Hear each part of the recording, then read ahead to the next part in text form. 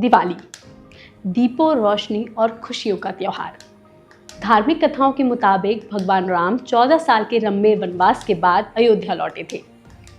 इस खुशी में अयोध्या वासियों ने दीप जलाकर उनका स्वागत किया था। तब से लेकर आज तक हर साल कार्तिक महीने की कृष्ण पक्ष की अमावस्या को पूरे विश्व में दिवाली मनाई जाती है। इस दिन लोग अपने घरों में दीपक जलाकर, रंगोली सजाकर एक दूसरे को मिठाई देते हैं और माता लक्ष्मी और भगवान गणेश की पूजा करते हैं।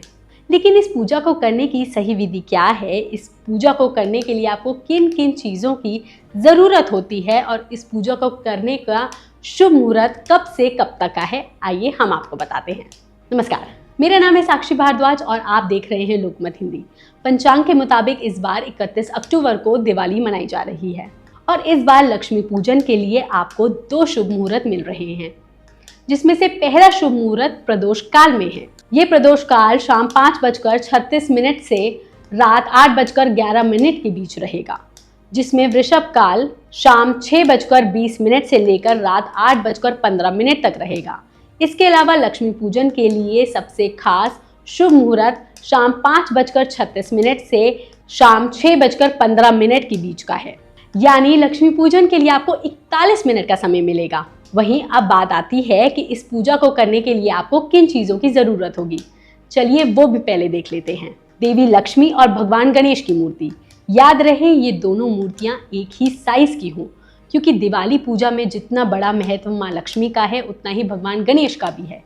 वैसे तो लोग हर साल नई मूर्तियाँ खरीदते हैं, लेकिन अगर आपके पास किसी धातु की मूर्ति है तो आप उसका भी इस्तेमाल कर सकते हैं। मूर्तियों के बाद आपको चाहिए प्रतिमा को स्नान कराने के लिए तांबे या चांदी का बर्तन, तांबे का लोटा, जल का कलश, चौकी, थाली, चांदी का सिक्का, बैठने का आसन, हवन कुंड, हवन सामग्री, आम के पत्ते, दूध, देव मूर्ति को अर्पित करने के लिए कपड़े, गहने, चावल, कुमकुम, दीपक, तेल, रुई, धूप बत्ती, अष्टगंध, गुलाब, कमल के फूल, प्रसाद के लिए फल, मिठाई, नारियल, पंचामृत, सूखे मेवे, चीनी, पान और अपनी इच्छा अनुसार दक्षिणा। चीजों के बाद अब देख लेते हैं इस पूजा को करने की सही विधि क्या है। सबसे पहले घर की पूर्व दिशा में एक चौकी रखें। इस चौकी पर लाल या गुलाबी कपड़ा बिछाएं। इस कपड़े पर सबसे पहले गणेश जी की मूर्ति स्थापित करें, फिर उनके दाहिने ओर माता लक्ष्मी को स्थापित करें, फिर उसके सामने एक आसन बिछा लें और उस आसन पर परिवार समेत खुद बैठ जाएं और आसन के चारों ओर जल छिड़क लें। इसके बाद संकल्प लेकर पूजा को शुरू करें। सबसे पहले भगवान गणेश की पूजा करें। भगवान गणेश के मंत्रों को बोलते हुए उनकी मूर्ति को स्नान कराएं और फिर उन्हें कपड़े अर्पित करें, जिसके बाद रोली चावल से उनका टीका करें। इसके बाद उन्हें फूल और लड्डू का भोग चढ़ाएं। भगवान गणेश के बाद माता लक्ष्मी की पूजा शुरू करें। सबसे पहले माता लक्ष्मी से घर में आने का आवाहन करें, जिसके बाद उन्हें सम्मान समेत एक जगह दें।